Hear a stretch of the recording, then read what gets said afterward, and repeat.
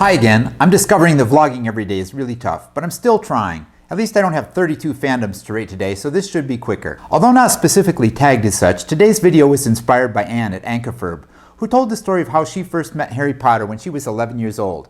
I'll link to that story here, somewhere, and in the doobly-doo below. Don't forget to keep your subtitles on unless you're ready to practice your Norwegian. I didn't meet Harry when I was 11. I was already 39 when he came into the world in 1997. I was teaching English as a second language in Southern California. I had a bachelor's degree in English and a master's in education. I was a published poet and a produced playwright, if you count small chapbooks published when I was in college and poorly attended offerings in a local studio theater. I couldn't be bothered with kids' books. I studied real literature. 3 or 4 years later, Goblet of Fire was about to be released, and by this time, Harry Potter was quite the rage. I was up in Portland, Oregon for an extended weekend, and the forecast was for a lot of rain with a lot of time to kill in my hotel room. What to do?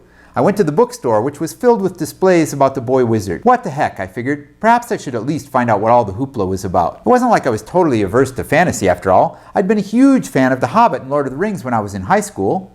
How bad could it be? I did figure it would probably be best to go back and start with book 1. Especially since it was smaller and cheaper. So I picked up a copy and headed back through the rain to our hotel room and started reading. The next day, of course, I was back in the bookstore picking up the Chamber of Secrets. And before we'd left Portland to come back to California, I had picked up Goblet of Fire, which I finished shortly after getting home. At that point, I was stuck in the same boat with everyone else, waiting desperately for Rowling to get out the next book. And by the time Deathly Hallows arrived, I was standing in line at midnight with my then 7-year-old daughter dressed in full witch costume. Because the magic of Harry Potter was not confined to the pages of the books, it leapt off them. I wasn't 39 when I read those books. I was 11 and 12 and 13. And I wasn't stuck in a hotel room in Portland. I was at Hogwarts. What's more, I was also once again an 11-year-old boy just moving from Novi outside of Detroit to 20 acres in the countryside of northern Michigan, learning to ride horses with the same thrill that Harry had learning to play Quidditch. And I was remembering that being 11 and 12 and 13 wasn't just about new raging hormones the way people claim.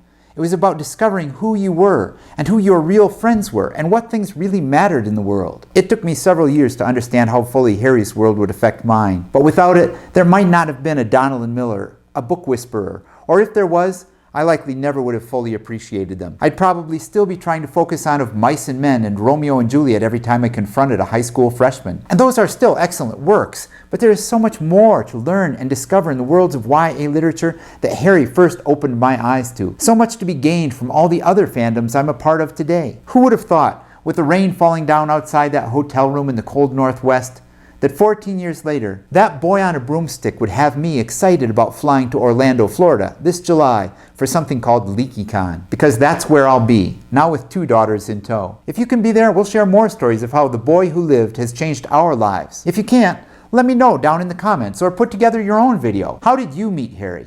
And have you let him take you on any unexpected journeys? If you haven't yet, you ought to let him. Until next time, don't forget to be awesome.